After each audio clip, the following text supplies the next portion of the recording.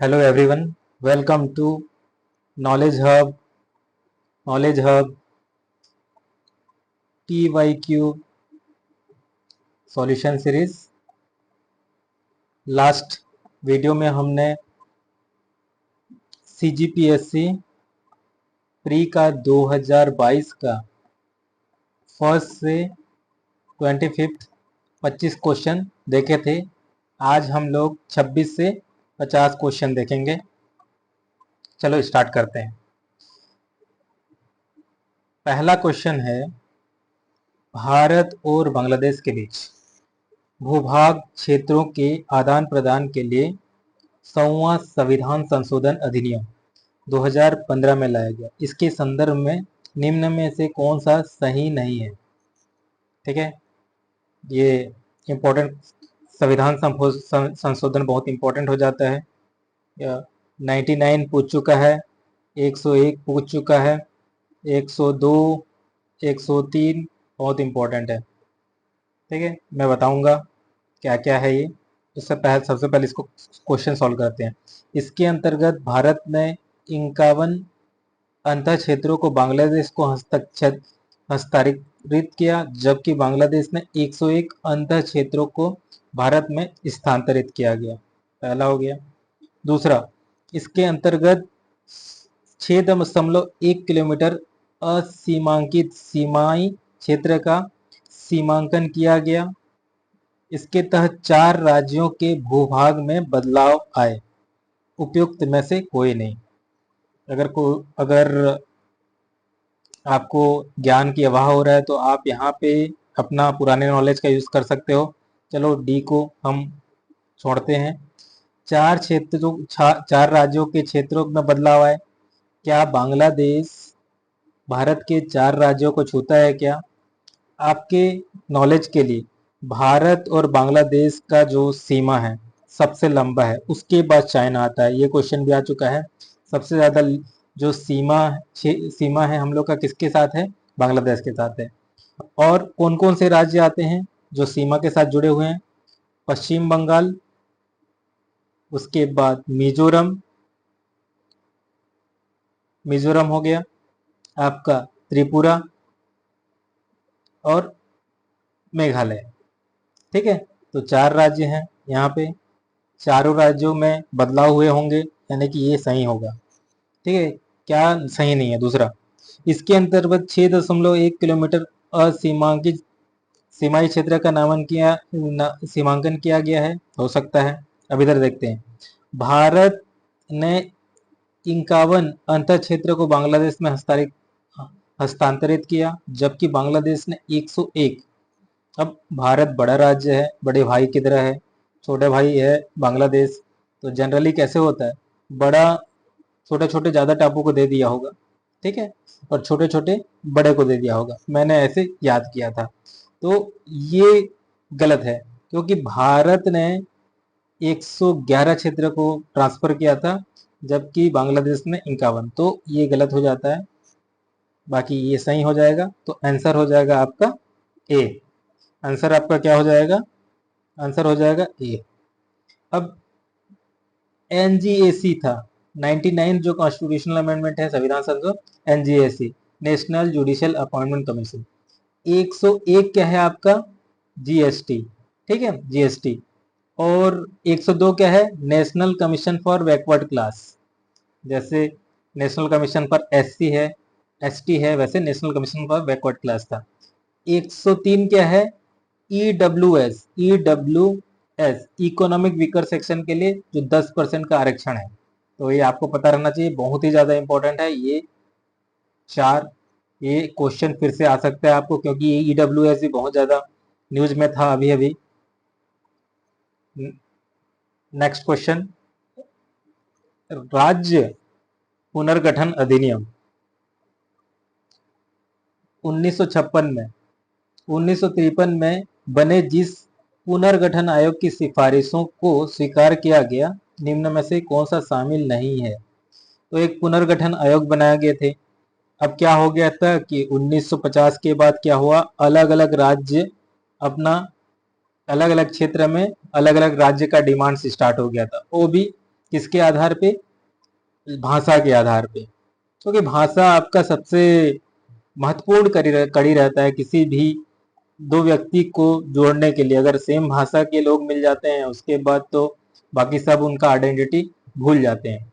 ठीक है, तो भाषा के आधार पे अलग अलग राज्य डिमांड कर रहे थे, तो उसके लिए एक राज्य पुनर्गठन आयोग बनाया गया।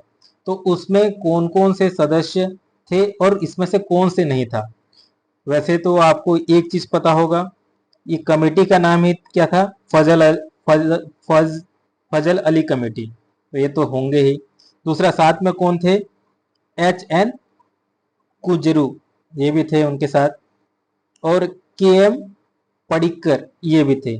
ठीक है ना। अगर आपको थोड़ा सा भी इंफॉर्मेशन होगा तो ये जो पट्टाभी सीता रमैया ये डिमांड कर रहे थे, ये उतना टाइम एक तरह से ये भी पॉलिटिकल एक्टिविस्ट थे और पॉलिटिशियन भी थे, और ये आंध्र प्रदेश के पहले गवर्नर बनते हैं। ठीक है, तो आपका आंसर क्या हो जाएगा? ए हो जाएगा, ये नहीं थे। समिति में कौन नहीं थे? पुनर्गठित गठन आयोग में कौन नहीं थे? पट्टाभी सीता रमैया। ठीक है, नेक्स्ट क्वेश्चन आगे बढ़ते हैं हम लोग। केंद्र सरकार द्वारा, ठीक है, केंद्र सरकार द्वारा राज्यों को दिए जाने वाले विवेकाधीन अनुदान, जो डिस्क्रिशनरी अनुदान है, एड है, का प्रावधान संविधान के किस अनुच्छेद में किया गया है? ठीक है, केंद्र सरकार राज्य सरकार को डिस्क्रिशनरी जो अनुदान दे सकते हैं। जैसे कई बार सुने होंगे, जैसे अभी की गवर्नमेंट है, मोदी जी की गवर्नमेंट है, उनको दो सपोर्टर्स हैं, नीतीश और नायडू, नीतीश बाबू और नायडू, चंद्रबाबू नायडू। स्पेशल स्टेट की मांग कर रहे हैं आंध्र प्रदेश के लिए नायडू जी और बिहार के लिए, तो स्पेशल पैकेज दे देते हैं, कभी कभी सुने होंगे। तो ऐसे जो केंद्र सरकार के पास जो विवेकाधिकार है अनुदान देने का, वो कौन से अनुच्छेद के अंदर अंतर है? तो आपको क्या पता होगा? कुछ पता है क्या इसमें? अनुच्छेद 75, 81, 82, 228। एक चीज तो हमको पता है, एक जो चीज पता है, अनुच्छेद 280, इसमें क्या है? वित्तीय आयोग का गठन है, फाइनेंस कमीशन के बारे में है। ठीक है, फाइनेंस कमीशन के बारे में है, तो उसके बाद हो सकता है 81, 82। ठीक है ना, तो उसके 81 में क्या होगा? ये फाइनेंस कमीशन के बारे में ही। इंटर 80 में फाइनेंस कमीशन बनेगा बोला जाता है। 81 में वो फाइनेंस कमीशन क्या रिकमेंडेशन देगा, क्या क्या सिफारिश करेगा, वो रहता है, तो ये कैंसिल हो जाएगा। उसके बाद ये हटा सकते हो। 228, ये जनरली क्या होता है? हाई कोर्ट के बारे में, हाई कोर्ट के बारे में रहता है, तो ये हट सकता है। अनुच्छेद 775, 775 क्या है?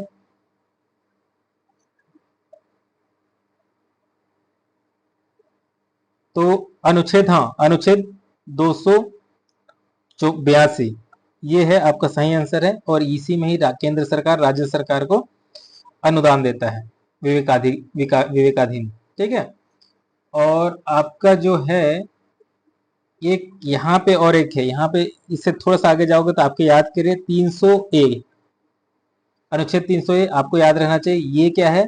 Right to property, right to property है, संपत्ति रखने का अधिकार है, जो कि एक तरह से लीगल राइट है। क्या है? लीगल राइट है। क्या संवैधानिक संवैधानिक अधिकार है? क्या ये फंडामेंटल राइट है, मूलभूत अधिकार है? नहीं, ये लीगल राइट है, कॉन्स्टिट्यूशन राइट है। संवैधानिक राइट है जरूर, लेकिन आपका फंडामेंटल राइट नहीं है, फंडामेंटल राइट नहीं है। Right to property, right to property संवैधानिक राइट है।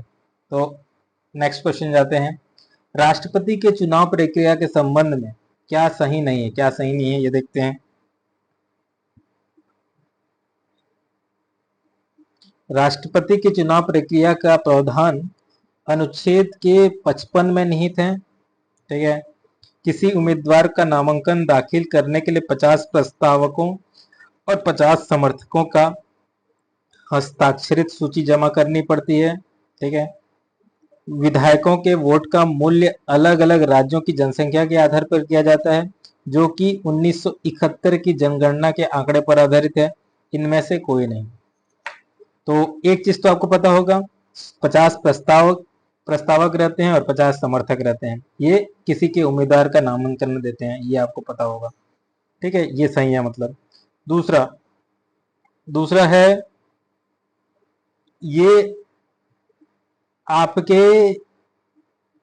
हाँ, विधायकों के वोट के मूल्य अलग अलग राज्यों में जनसंख्या के आधार पर होती है, ये भी सही है। और ये जो जनसंख्या है 1971 की जनगणना के आंकड़े पे होती है, ये भी सही है। नेक्स्ट, राष्ट्रपति के चुनाव प्रक्रिया का प्रावधान अनुच्छेद 55 में निहित है। ठीक है, हाँ, 55 में ही निहित है। तो इसमें से सब के सब सही है। मतलब आंसर क्या हो जाएगा? आंसर डी हो जाएगा। सब के सब सही है, तो आंसर क्या हो जाएगा? इसमें से कोई नहीं होगा, तो आंसर क्या हो जाएगा? ये डी हो जाएगा। नेक्स्ट क्वेश्चन, यदि कोई सांसद किसी राज्य के विधानमंडल के लिए निर्वाचित होता है, तो उसे कितने दिनों के अंदर विधानमंडल से इस्तीफा देना होगा, अन्यथा उसकी संसद सदस्यता अमान्य होगी। चलो, कोई एमएलए है, एमपी बन जाता है, ठीक है ना, सांसद बन जाता है, तो विधानमंडल का, एमपी मतलब विधानमंडल में, एमपी एमएलए मतलब विधानमंडल में। तो अगर कोई सांसद एमपी किसी राज्य का विधानमंडल के लिए निर्वाचित हो जाता है, तो उसे कितने दिन के अंदर विधानमंडल से इस्तीफा देना होगा, अन्यथा उसकी संसद सदस्यता अमान्य हो जाएगी। तो कितने दिन के अंदर? तो आपके लिए है 10 दिन, ये बहुत कम होता है यार। 30 दिन बहुत ज्यादा हो सकता है। तो आंसर आप 50-50 ले सकते हो, और यहाँ पे सही आंसर है 14 दिन। निम्न राज्यों में राज्यसभा के सीटों के आधार पर घटते क्रम में सजाइए। राज्यसभा की सीटें को घटते क्रम में आपको जमाना है। तो इसमें देखो कैसे करोगे। 4 राज्य दे दिए हैं, गुजरात, कर्नाटका, केरल, ओडिशा। ठीक है, तो इसमें सबसे बड़ा कौन नजर आ रहा है? या तो फिर कर्नाटका हो सकता है, या फिर गुजरात हो सकता है। ठीक है, सबसे छोटा कौन सा है? केरल है। ठीक है, या केरल ही है सबसे छोटा, क्षेत्रफल के हिसाब से देखेंगे तो। इस हिसाब से देखें तो केरल सबसे छोटा दिख रहा है। ठीक है, अगर किसी को पता नहीं है तो लॉजिक लगा सकते हैं, तो ये दोनों गलत हो जाएगा। अब सबसे बड़ा कौन सा राज्य है? कर्नाटका है। ठीक है, कर्नाटका सबसे बड़ा है और केरल सबसे छोटा है। तो पॉपुलेशन के हिसाब से हम लोग का सीटें का वितरण हुआ है, तो हमने एरिया के हिसाब से लॉजिक लगाया, और आंसर क्या हो गया? सी हो गया। आंसर क्या हो गया? सी हो गया। कर्नाटका सबसे पहले, गुजरात, फिर ओडिशा, फिर केरला। नेक्स्ट क्वेश्चन देखते हैं। हिमालय और उनका नाम। ठीक है, तो नमचा बरवा, नमचा बरवा जानते हैं? नमचा बरवा कहाँ पे है? ये अरुणाचल प्रदेश में है। तो ये हो जाएगा डी का 3। क्या डी का 3 से आ रहा है क्या? डी का 3 से, हाँ, ये हो गलत, ये हो गया। डी का 3 से आ गया। ठीक है, उसके बाद तो ये बता रहा है इसका डी हो जाएगा, क्योंकि ये दोनों में सी में, सी का 4 आ रहा है। दार्जिलिंग और सिक्किम के लिए लेपचा लेपचा ट्राइब, हाँ, लेपचा जनजाति यहाँ पे है। अब देखो, हिमाचल और उत्तराखंड, हिमाचल और उत्तराखंड कहाँ पे आएंगे? और उत्तर पश्चिम हिमालय, हिमाचल और उत्तराखंड, ग्रेटर हिमालय आपका जास्कर के पास मिलेगा, और उत्तर पश्चिम हिमालय आपका शिवालिक श्रेणी में मिलेगा। सबसे जो कोने में है यहाँ पे शिवालिक है, उत्तर पश्चिम हिमालय यहाँ पे, और यहाँ पे आपका जास्कर मिलेगा जो हिमाचल और उत्तर प्रदेश में है। तो आपका आंसर हो जाएगा सी। प्रायद्वीपीय पठार के संबंध में क्या सही नहीं है? चलो, क्या सही नहीं है प्रायद्वीपीय पठार के बारे में? इस भूखंड की ऊंचाई लगभग 1000 से 1500 मीटर है। ठीक है, दूसरा, प्रायद्वीपीय की ऊंचाई सामान्यतः पश्चिम से पूर्व की ओर कम होती जाती है। ठीक है। तीसरा, इसके पूर्व में गिरी पहाड़ियां और पश्चिम में राजमहल पहाड़ियां हैं। तो प्रायद्वीपीय पठार बनाते हैं तो देखते हैं ये। ठीक है। पहला, इसकी ऊंचाई, हाँ भैया ऊंचाई इधर ज्यादा है, वेस्टर्न घाट इसको पश्चिम घाट है और पूर्वी घाट है, ये ज्यादा है, इसी कारण इधर पूरी नदी जितना भी कावेरी कृष्णा गोदावरी सब इधर जाती है। तो ये दो सही है, एक सही है। ठीक है, एक सही है। और इनका जो हाइट देखे थे हम लोग ने 2023 में भी एक क्वेश्चन आया था, हाइट किया था 400 से 600 के आसपास, ये बहुत ज्यादा बड़ा हो गया, तो ये नहीं है, गलत हो गया। इसके पूर्व में गिरी पहाड़ियां हैं, ये 2023 के क्वेश्चन में फिर से आया था। जैसे प्रीवियस ईयर क्वेश्चन इंपॉर्टेंट इसलिए हो जाता है कि 2022 में था, 2023 में भी क्वेश्चन आ गया था। ठीक है, तो इसके पूर्व में गिरी पहाड़ी नहीं भैया, ये पश्चिम में गिर पहाड़ी है, और पूर्व में क्या है, राजमहल हिल है, तो इन्होंने यहाँ पे परिवर्तन कर दिया है। ठीक है, तो पश्चिम में गिरी पहाड़ियां हैं, पूर्व में राजमहल पहाड़ियां हैं। जो राजमहल पहाड़ियां हैं कहाँ मिलेंगी, छोटा नागपुर का पठार, जो छोटा नागपुर का पठार है झारखंड के पास, यहाँ पे होगा। ठीक है, तो ये भी गलत हो गया, तो आंसर हम लोग का क्या हो जाएगा, 1 और 3। नेक्स्ट क्वेश्चन, जेट प्रवाह। ठीक है, जेट प्रवाह मतलब जो ऊपर में जो जो वायुमंडल के ऊपर में एक वायु का प्रवाह होता है, उसको जेट प्रवाह बोलते हैं, जो मेडिटेरियन से आता है और पूरे उत्तर भारत में गुजरता है। ठीक है, और जैसे यहाँ पे, हाँ क्वेश्चन देख लेते हैं पहले। जेट प्रवाह तिब्बत के समांतर हिमालय के उत्तर में और एशिया प्रायद्वीप पर चलती है। ठीक है, तिब्बत के समांतर हिमालय के उत्तर में बोल रहा है, चलो यहाँ पे तिब्बत है उसके उत्तर में चलती है, चलो यहाँ पे बता रहा है। ठीक, तिब्बत उच्च भूमि जेट प्रवाह को उत्तर तथा दक्षिण शाखा में विभाजित करती है, ऐसे दो भाग में विभाजित करते हैं। दूसरा, तीसरा, जेट प्रवाह की उत्तरी शाखा भारत में जाड़े में महत्वपूर्ण भूमिका निभाती है। ये कॉमन सेंस है भैया, उत्तरी वाला नहीं, जेट प्रवाह, जो जेट प्रवाह की दक्षिणी दक्षिणी भाग, ये जेट प्रवाह का यहाँ पे दक्षिणी भाग, ठीक है ना, ये होती है। और हाँ, तिब्बत का जो हाईलैंड है, जो उच्च भूमि है, वो दो भाग में तोड़ती है, तो ये सही हो जाएगा आपका। ठीक है, और पहला, हाँ, ये जेट प्रवाह तिब्बत के समांतर हिमालय के उत्तर में एशिया महाद्वीप पे चलती है, हाँ बिल्कुल चलती है, एशिया के महाद्वीप में चलती है। ठीक है, और क्या हो जाता है, जब टॉपिक ऑफ कैंसर इधर खिसक जाता है तो वो हमारे साइड आता है। ठीक है, तो इंडिया के नॉर्थ इंडिया में वो वर्षा गिराता है, पानी गिराता है आपको विंटर टाइम में, और वो हम लोग के जो वीट जो है, गेहूं है, उसको खराबी भी करता है, क्योंकि पानी गिर जाता है वहां पे। तो ठीक है, तो एक और दो सही है। निम्न जीव मंडल नीचियों को उनके भौगोलिक क्षेत्र के आधार पर घटते क्रम में सजाएं। चलो घटते क्रम में सजाते हैं। सबसे पहले हमको पता रहने चाहिए कहाँ है, सबसे पहले नंदा देवी। नंदा देवी कहाँ है, यूके। पंचमढ़ी एमपी, पन्ना एमपी, अगस्तमलाई केरल, कंचनजंगा सिक्किम। ठीक है, क्षेत्र के आधार पे जमाना है, क्षेत्र के आधार पे हमको जमाना है। तो सबसे छोटा कौन सा है, सबसे छोटा आपको कहाँ पे मिलेगा, आपका मिल जाएगा आपको सिक्किम। सिक्किम में छोटा सा है हमारा, यहाँ पे है, तो सबसे छोटा है कंचनजंगा। ठीक है, ये है, ये है, ये है। ठीक है, तो ये गलत हो जाएगा। ठीक है, अगस्त मलाई दिए हैं। दूसरा, सबसे बड़ा कहाँ पे हो सकता है, उस सबसे बड़ा आपको कहाँ मिलेगा, वैली ऑफ फ्लावर है, बहुत बड़े एरिया में है, हिली एरिया में है, आपको कहाँ मिलेगा, आपको नंदा देवी में। सबसे बड़ा नंदा देवी में है, सबसे छोटा कंचनजंगा में है। ठीक है, और ऐसे भी देख सकते हो पंचमढ़ी और पन्ना।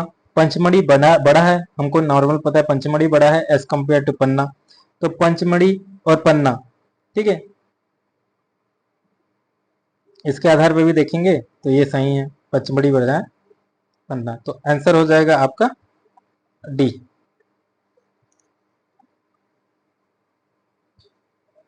नेक्स्ट क्वेश्चन ये है, भारत के मिट्टियों को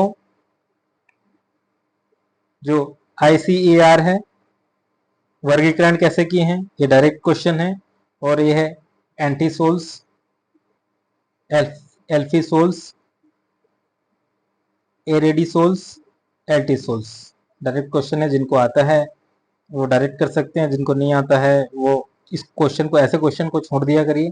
अगर नहीं पता है तो हर क्वेश्चन नहीं बन सकता, क्योंकि कुछ क्वेश्चन कठिन है, वो लोग दिए रहते हैं, कई क्वेश्चन हम पढ़ के भी नहीं जा पाते। ठीक है, निम्नलिखित कथनों में को पढ़कर सही विकल्प चुनिए।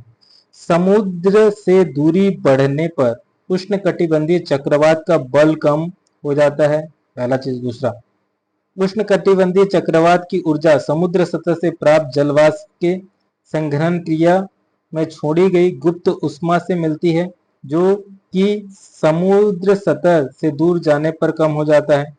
देखो, ऐसा नहीं लग रहा है कि ये क्वेश्चन ये पूरा स्टेटमेंट जो है वो वही बता दे रहा है। देखो, समुद्र इस सतह से दूर हो जाने पे कम हो जाती है। कम क्यों हो जाती है? बल कम हो जा रहा है। ठीक है ना, ये दे, समुद्र से दूरी बढ़ने पर उष्णकटिबंधीय चक्रवात की बल कम हो जाता है। बल क्यों कम हो जाता है? क्योंकि उनको जो शक्ति मिलता है, जो उनको पावर मिलता है, जो घूर्णन शक्ति मिलता है, वो किसके कारण मिलता है? वो जलवाष्प के कारण। और देखो, ये है समंदर, यहाँ पे आपको जलवाष्प मिल रहा है, तो वो घूमते जा रहा है, घूमते जा रहा है। क्या वो इसके अंदर आएगा तो क्या वो जलवाष्प मिलेगा? क्या यहाँ पे आपको नहीं मिलेगा। इसी कारण क्या है, समुद्र से दूरी बढ़ते जाता है तो उसका बल कम हो जाता है, इसी कारण कम भी हो जाता है, उसका फोर्स भी कम हो जाता है, स्पीड भी कम हो जाता है। ए सही है, और उसका कारण भी सही है, क्योंकि बल के लिए क्या इंपॉर्टेंट है? जलवाष्प इंपॉर्टेंट है। तो इसका ए और दो दोनों सही है, और दूसरा पहले का कारण भी है। ठीक है, तो आंसर हो जाएगा आपका ए हो जाएगा।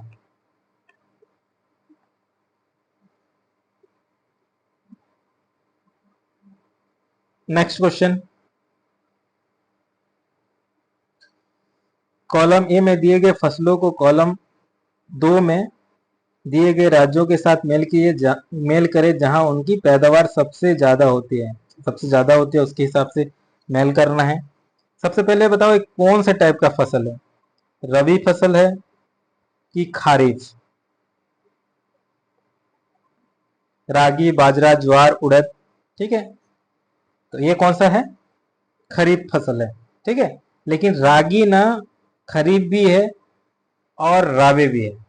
ठीक है, खरीफ भी है और राबी भी है। कैसे?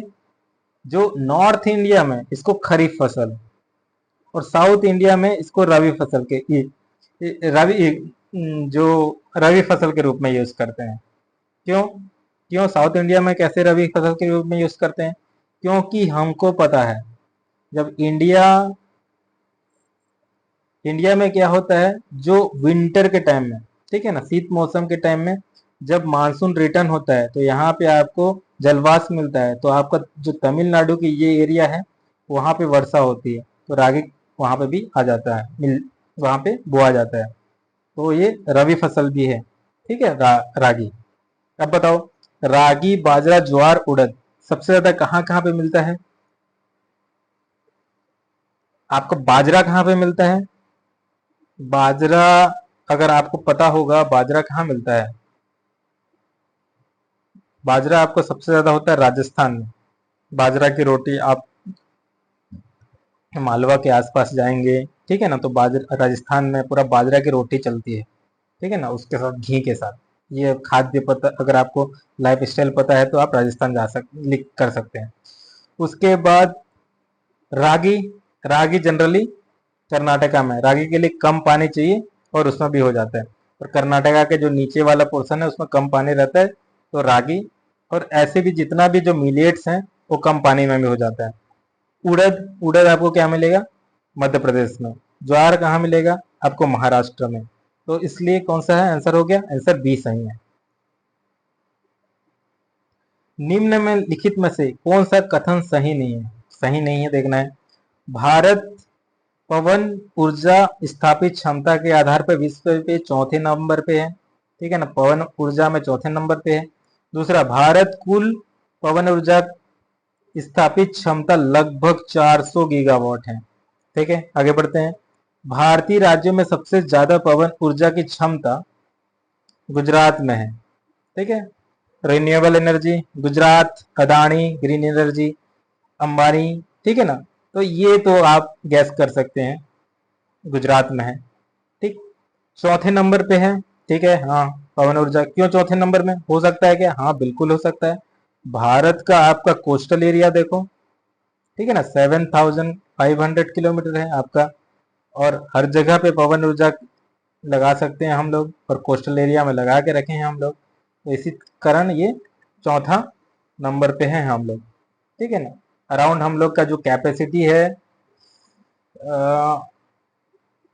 करीबन करीबन, हाँ, करीबन करीबन 400 गीगावाट क्या होता है, बहुत ज्यादा होता है भैया। भारत का 2030 का लक्ष्य है, अभी थोड़ा बढ़ा दिया है, अभी अभी बढ़ा दिए हैं, पहले 400 के आसपास था, अभी 500 कर दिए हैं, 522 कर दिए हैं, पहले 400 के आसपास था। ये पूरा जो नॉन रिन्यूएबल सोर्सेस होंगे उसका, ठीक है ना, जैसे सोलर, ठीक है ना, पवन ऊर्जा, आपका सोलर ऊर्जा, सौर्य ऊर्जा, सौर ऊर्जा के मिला के हम लोग का टारगेट क्या है, 522 गीगावाट, ठीक है ना। तो ये बहुत ज्यादा हो जा रहा है। पवन ऊर्जा में हम लोग अभी लगभग 43 गीगावाट का उत्पादन कर रहे हैं, तो 522 गीगावाट हम लोग का लक्ष्य है 2030 में, जिसमें हमने पेरिस पेरिस जो क्लाइमेट चेंज है, पेरिस क्लाइमेट चेंज में हर एक कंट्री ने INDC एक टारगेट उन्होंने अपना रखा है,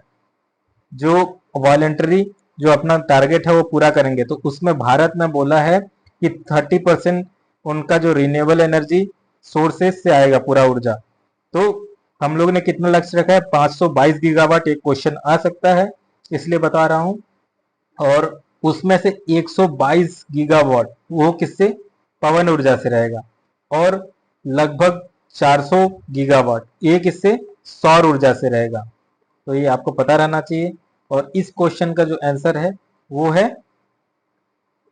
ये गलत है। पवन ऊर्जा कितना है, लगभग 43 किलोमीटर गीगावाट है। नेक्स्ट क्वेश्चन, आगे बढ़ते हैं।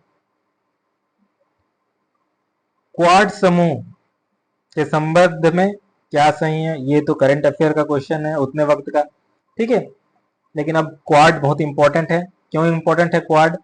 अगर आप पूरे दुनिया की स्थिति को जानेंगे, जियो पॉलिटिक्स को समझेंगे, जहां पे सबसे ज्यादा भविष्य में इकोनॉमिक जनरेट हो पाएगा, तो उसमें से आपको क्या पता चलेगा कि जो पैसिफिक और इंडियन ओशियन में, ठीक है ना, तो सबसे ज्यादा ट्रेड कहाँ पे होने वाला है, इंडियन ओशन अपने, यानी कि अफ्रीका के कोस्ट से लेके यहाँ से, और इधर आपका अमेरिका, ठीक है ना, साउथ अमेरिका, ये वाला कोस्ट को। तो इसको क्या बोला गया है अभी, इंडो पैसिफिक। इसी में ही सबसे ज्यादा वेल्थ बनने वाला है, सबसे ज्यादा डिस्ट्रीब्यूट होने वाले हैं, और इसी में से ही पूरा पूरा दुनिया का पॉलिटिक्स चलेगा। तो आपको पता होना चाहिए। और इस जगह को पूरा रूल बेस बना के रखना चाहता है, क्योंकि ये चाइना इसको डोमिनेट करना चाहता है। तो हम लोग ने मिलके 4 कंट्री, क्या, इंडिया, ठीक है, जापान, अमेरिका और ऑस्ट्रेलिया ने मिलके एक क्या बनाया है, एक क्वाड बनाया है। और क्वाड बहुत ज्यादा इंपॉर्टेंट हो जाता है, ठीक है, ताकि वो इस क्षेत्र में प्रभुत्व बना के रखेंगे। नहीं तो क्या है कि चाइना यहाँ पे दखल अंदाजी कर रहा है। साउथ चाइना सी में जानते हो, वो अपना कभी भी आता है एक आइलैंड बना देता है। ये जो बाकी जो साउथ ईस्ट एशियन कंट्री को बुली करते रहता है, और यही एरिया है जहाँ पे सबसे ज्यादा ट्रेड हो रहा है। क्योंकि आपको पता है जो जल है, भारत का भी लगभग 85 से 90% जो व्यापार होता है, वैश्विक व्यापार, वो ट्रेड से ही होता है, ठीक है। अब देखो इसमें, तो क्वाड समूह की शीर्ष नेताओं की बैठक 2017 में हुई थी भैया? नहीं, पहली बार तो 2021 में ही ये लोग बैठे थे। और ये किसका देन था?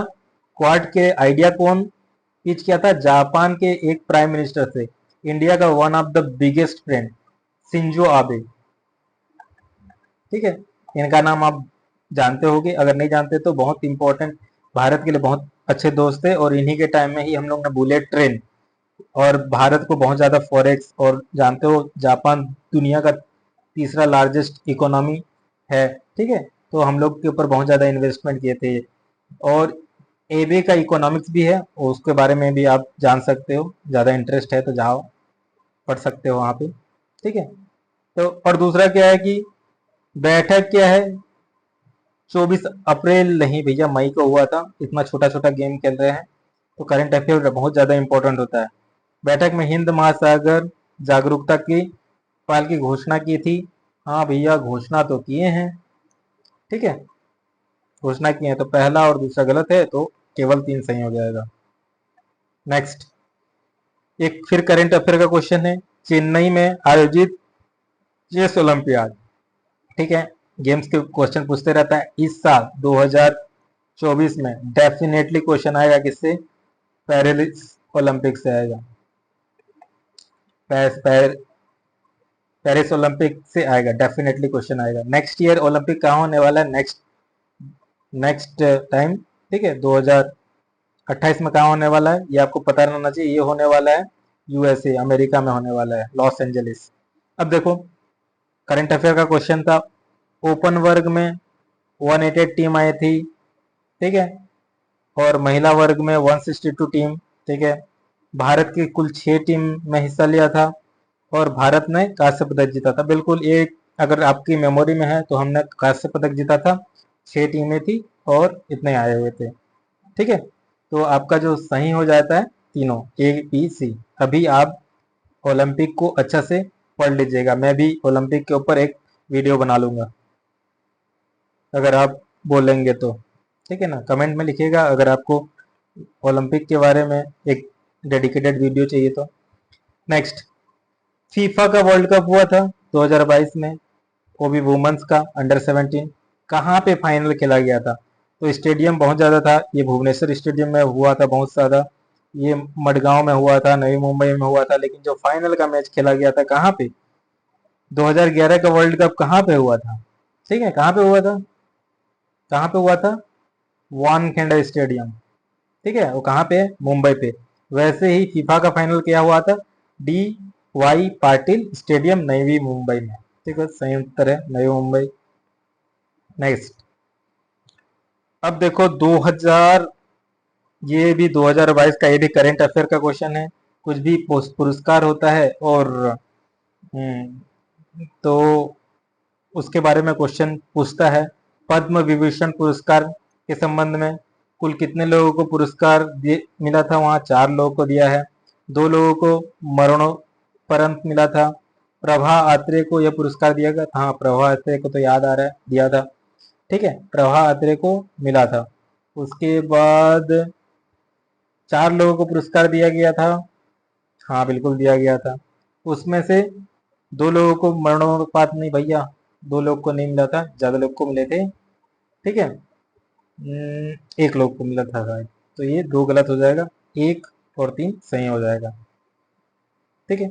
नेक्स्ट, उत्कृष्ट सेवा 2022 के लिए पुलिस का मेडल किसको मिला था, ठीक है, इस बार जो क्वेश्चन है वो भी अवार्ड में आएंगे, ठीक है। एक कैप्टन का डेथ हुआ है, ठीक है ना, जो कंट्रोवर्सी में भी पहुंच बहुत ज़्यादा उनका न्यूज़ भी चल रहा था। तो पुलिस मेडल, राष्ट्रपति पुलिस मेडल किसको दिया गया है, तो वो दिया गया है मोहसिन शाहिदी। तो जो भी पर्सनालिटी, जो भी व्यक्तित्व न्यूज़ में इंपॉर्टेंट रहता है उसको हमेशा पढ़ा कीजिए, ठीक है, ये सीजीपीएससी में डेफिनेटली क्वेश्चन पूछता है। नेक्स्ट क्वेश्चन ये है, 2022 के अंत में जो इसरो का जो मिशन था, ये भी इम्पोर्टेंट टॉपिक है, इसरो का जो मिशन होता है, आपको चंद्रयान में क्वेश्चन पूछा है, मंगलयान में क्वेश्चन पूछेगा या फिर पूछ सकता है, ठीक है। तो पीएसएलवी का जो लास्ट में छोड़ा गया है उसका नाम क्या था, ठीक है, तो उसका नाम क्या था, पीएसएलवी 54। अब बताओ, ठीक है ना, ये क्वेश्चन तो हो गया। नेक्स्ट क्वेश्चन कमेंट में लिखो आंसर, कि अभी हमने चंद्रयान 3 छोड़ा, चंद्रयान 3 में जो छोड़ा, तो जो स्पेस जो लॉन्च व्हीकल है उसका नाम क्या है बताओ, चंद्रयान का जो लॉन्च व्हीकल है उसका नाम क्या है, उसको निक नेम में हम लोग बाहुबली भी बोलते हैं। ठीक है, उसका उसको उसका नाम क्या है आप कमेंट में लिखिए। भारत नेक्स्ट 2023 में भारत ने G20 का मेजबानी किया, किस्मत से बोला जाए हम भी पार्टिसिपेट थे जब रायपुर में हुआ था। तो ठीक है, वो एक दिल्ली ख्वाहिश थी और पूरा हो गया था। ठीक है ना, सपने देखना चाहिए, पूरा हो जाता है। ठीक है, अब देखो 2020 में 2000 G20 का वार्षिक जो सम्मेलन हुआ था, जो भारत में मेजबान किया था, वो कौन से नंबर का था, बताइए कौन से नंबर का था। मैं हिंट दे देता हूं। ठीक है, और हिंट ये है कि भारत में जो अभी लोकसभा चल रहा है, कौन से नंबर का लोकसभा चल रहा है। ठीक है, मोदी जी कौन से लोकसभा के अभी फिर से थर्ड टाइम के प्राइम मिनिस्टर हो गए हैं, सेम आंसर होगा। ठीक है ना, तो आंसर क्या हो जाएगा, 18वां। ठीक है ना, 18वां लोकसभा चल रहा है हमारा, 18वां हम लोग ने मेजबानी की थी G20 का, 18वां। मेन बुकर प्राइज 2022 को पुरस्कार आता है, किसको मिला था, ठीक है किसको मिला था, यहाँ पे मैं हिंट दे देता हूँ। चलो ये क्वेश्चन वापस फिर से नहीं आएगा, इसीलिए मैं नया क्वेश्चन बना रहा हूँ। और नया क्वेश्चन ये है कि हमारे देश में, ठीक है, पहले नोबेल प्राइज लिटरेचर में किसको मिला है और किस कृत्य के लिए मिला है। तो नोबेल प्राइज हमारे किसको मिला है, गुरु रविंद्रनाथ टैगोर जी ने, जिन्होंने राष्ट्रगान बनाया है हमारा, जनगण मन लिखा है। और साथ में बांग्लादेश का भी जो राष्ट्रगान है वो लिखा है, अमर सोनार बांग्ला। और उनके जो कृत जो मिला है वो है गीतांजलि के लिए मिला है, जो पद्य था। ठीक है ना, तो आंसर भी क्या हो जाएगा, ये बुकर प्राइज भी किसको मिला था, गीतांजलि के लिए मिला, गीतांजलि श्री को मिला था। अब इसी में हम लोग ने ऐड कर लिया, मेमोरी बना लिया, अब भूलेंगे नहीं, रविन्द्रनाथ टैगोर जी। ठीक है, डेथ हो गया है, ठीक है ना, महारानी एलिजाबेथ द्वितीय को। उनके बारे में क्या सही नहीं है, चलो क्या सही नहीं है बताओ। वो 2 बार आधिकारिक रूप से भारत आई थी, पता नहीं। वो 1961 में भारतीय गणतंत्र दिवस पर मुख्य अतिथि के रूप में रही, पता नहीं। वो भारत के स्वतंत्रता के 50वीं वर्षगांठ के समारोह में सम्मेलन होने के लिए आई थी। ठीक है, ठीक है, अब बताओ क्या हुआ था, कुछ पता है, कुछ नहीं पता है तो मैं 2-4 फैक्ट और बताऊंगा। ठीक है ना, क्या बताएंगे, हाँ भैया वो तो आई थी। ठीक है, 50 कब हुआ था, 1983। और 1983 किस लिए इंपॉर्टेंट है, वर्ल्ड कप जीते थे हम लोग क्रिकेट का। ठीक है, अब देखो, और दूसरा 1961, 1961 में क्या हुआ था आपको पता है, गोवा भारत में मिला था। ठीक है, ये भी सही है। और ये 2 बार नहीं, ये 3 बार आई है। ठीक है, 3 बार आई है, और एक 1997। और भारत का दुर्भाग्य देखो, हर एक बार आती है और अगले साल 1962 इंडिया चाइना वॉर हो जाता है। ठीक है ना, 1984 जो हो जाता है क्या, गोल्डन टेम्पल पे और इंदिरा गांधी का हत्या हो जाता है। ठीक है, और 1998 पोखरण और कारगिल विश्व युद्ध। ठीक है, तो आपको क्या ये क्वेश्चन तो फिर से रिपीट नहीं आएगा, लेकिन ये जो फैक्ट बता, 1 fact, 2 fact, 3 fact, 4 fact, 5, 6, 7 fact, ये इंपॉर्टेंट है। ठीक है ना,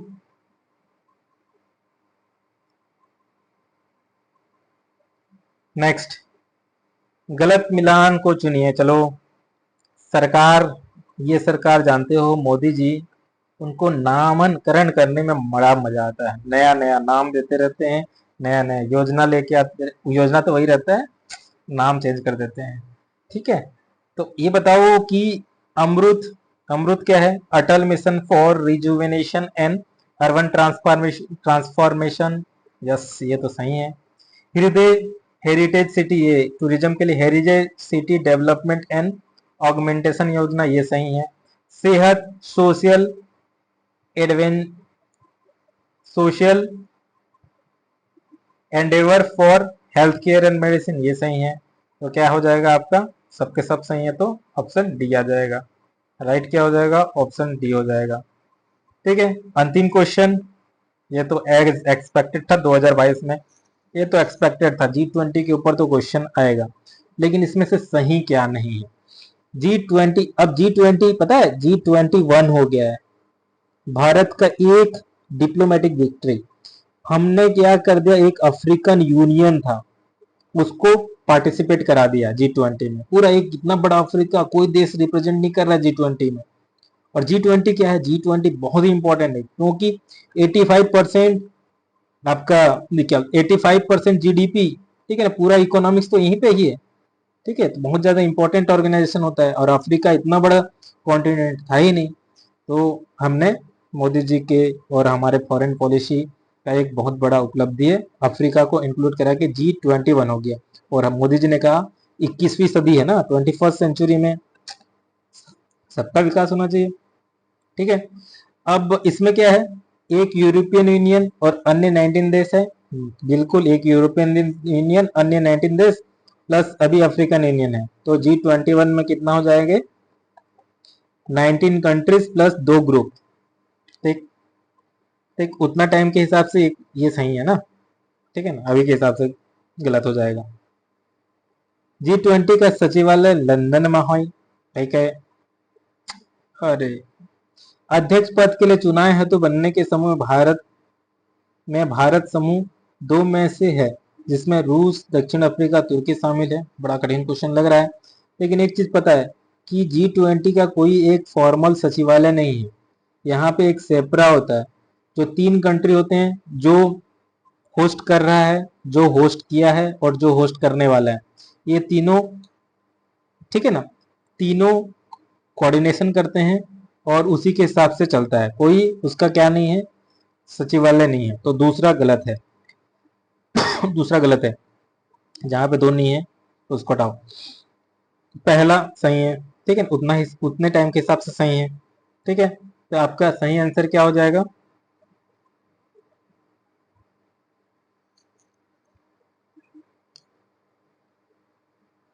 अगर आज के हिसाब से देखें तो G20 में समूह में अन्य औपचारिक देश हैं। बिल्कुल ये सही है, ये गलत है। पहला और दूसरा, दूसरा भी गलत है। ठीक है, ठीक, आज के हिसाब से देखेंगे तो आपका केवल 2 सही होगा। ठीक है ना, केवल 2 सही, ये भी सही है, ये भी सही है क्वेश्चन के हिसाब से। लेकिन आज आपको क्या पता रखना है, G21 हो गया है, और मैं आपको रिवीजन करा दूं G20 कंट्रीज का। तो आपको देखना पड़ेगा, एक है कनाडा, यूएसए, उसके बाद मैक्सिको, ब्राजील, अर्जेंटीना। ठीक है, ये हो गया आपका। उसके बाद यूके, जर्मनी, यूके हो गया, जर्मनी हो गया, फ्रांस, इटली। ठीक है, अब यहाँ पे क्या है, तुर्की, सऊदी अरबिया, और इधर है अफ्रीका।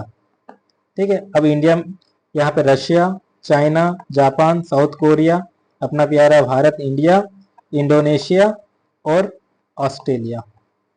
ठीक है, साथ में यूरोपियन यूनियन और अफ्रीकन यूनियन। G21 हो गए, आपको पता होना चाहिए। तो इस, अब यहाँ पे हम लोग समाप्त करते हैं। Thank you.